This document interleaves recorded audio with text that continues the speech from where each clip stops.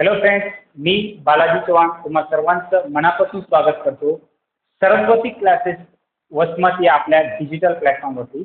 विद्यार्थी मित्रांनो, आपण शॉर्ट अशा मॅथमॅटिक्ससाठी जे लागणारे काही फॉर्म्युले असतील, बेसिक गोष्टी असतील, त्याची आपण माहिती पाहत आहोत या व्हिडिओच्या माध्यमातून.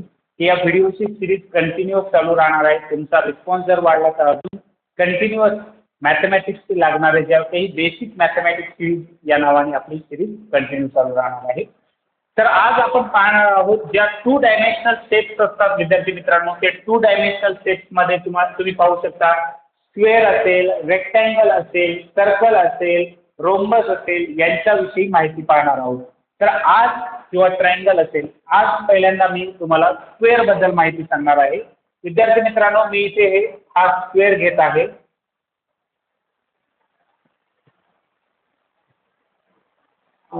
हा मी स्क्वेअर घेतलेला आहे विद्यार्थी मित्रांनो. समजा फॉर एक्झाम्पल या square PQRS is a square. PQRS PQRS का आहे माझा स्क्वेअर आहे. तुम्हाला स्क्वेअरच्या प्रॉपर्टीज माहिती आहेत की स्क्वेअरचे विद्यार्थी मित्रांनो सर्वच्या सर्व अँगल काय असतात, 90 डिग्रीचे असतात. मीन्स या स्क्वेअरमध्ये PQRS का आहे, स्क्वेअर आहे.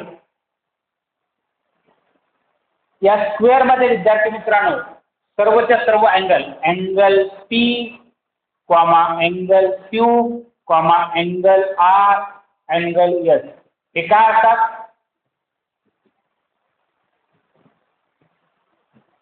इज इक्वल टू 90 डिग्री असतात. ठीक आहे, ही एक प्रॉपर्टी झाली. दुसरी गोष्ट, स्क्वेअरचे सर्वच्या सर्व साईड काय असतात, इक्वल असतात. Means PQ side PQ is equal to side QR is equal to side SR is equal to side PS. म्हणजे सर्व साइड्स काय असतात, इक्वल असतात. तर आज आपल्याला हा जो स्क्वेअर आहे या स्क्वेअरचा एरिया आणि पेरिमीटर याच्याबद्दल आपल्याला हे 2 फॉर्म्युले डिस्कस करायचे आहेत या व्हिडिओच्या माध्यमातून. तर विद्यार्थी मित्रांनो, जर मला या PQRS चा एरिया विचारला तर त्याचा फॉर्म्युला असतो area of square. Area of square म्हणजे काय, चौरसाचे क्षेत्रफळ. मराठीमध्ये तुम्ही म्हणू शकता या स्क्वेअरला मराठीमध्ये काय म्हणतात तर चौरस म्हणतात. तर या चौरसाचे क्षेत्रफळ त्याचा फॉर्म्युला आहे साइड स्क्वेअर. काय आहे, साइड स्क्वेअर म्हणजे बाजूचा वर्ग. याचा फॉर्म्युला आहे मराठीमध्ये बाजूचा वर्ग.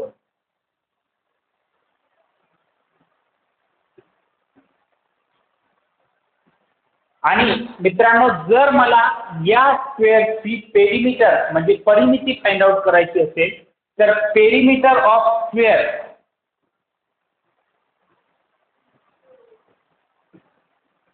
म्हणजे चौरसाची परिमिती फाइंड आउट करायची असेल तर पेरिमीटर म्हणजे काय असतं, सर्व बाजूंची बेरीज. म्हणजे PQ plus QR plus SR plus PS सर्व बाजूंची बेरीज म्हणजे असते पेरिमीटर. आता प्रत्येक बाजू समान आहे, PQ, QR, SR आणि PS समान आहे, म्हणून या सर्व बाजूंची बेरीज केल्याच्या नंतर 4 इंटू साइड असं मी घेऊ शकतो. म्हणजे कोणतीही एक साइड घ्या, 4 इंटू साइड. चौरसाची परिमिती मराठीमध्ये काय म्हणतो आपण त्याला, चौरसाची परिमिती. चौरसाची परिमिती बरोबर 4 गुणिले बाजू.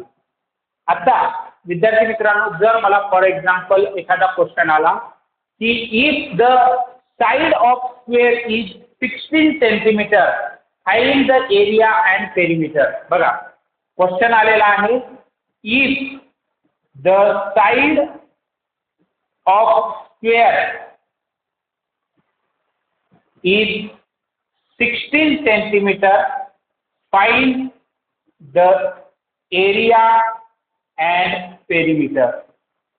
मला विचारलेला आहे एरिया आणि पेरिमीटर फाइंड आउट करा. तर मित्रांनो, तुम्हाला माहिती आहे एरिया ऑफ स्क्वेअर काय असतो, area of square is equal to side square. Directly मी एरिया बरोबर घेतो साइड स्क्वेअर. आता एक बाजू जर तुमची 16 सेंटीमीटरची असेल तर विद्यार्थी मित्रांनो प्रत्येक बाजू तुमची काय असणार आहे 16 सेंटीमीटरची प्रत्येक बाजू येणार आहे कारण चौरसाच्या सर्व बाजू समान असतात इक्वल असतात. तर तुमचा एरिया येणार आहे 16 स्क्वेअर 16चा वर्ग 256 स्क्वेअर सेंटीमीटर हे झालं तुमचा एरिया. ठीक आहे. आता मला जर विचारलं की पेरिमीटर फाइंड आउट करा पेरिमीटरचा फॉर्म्युला काय आहे 4 इंटू साईड म्हणजे 4 इंटू 16 इज इक्वल टू काय येणार आहे मित्रांनो 64 सेंटीमीटर. आणि ही पेरिमीटर म्हणजे काय असते एक प्रकारची लेंथ असते म्हणून त्याचं युनिट येणार आहे सेंटीमीटर कारण ती सेंटीमीटर मध्ये साईड दिली. आणि हा एरिया साईड इंटू साईड येतं centimetre into centimetre centimetre square किंवा स्क्वेअर सेंटीमीटर म्हणून याचं युनिट येतं स्क्वेअर सेंटीमीटर. ठीक आहे. Thank you very much.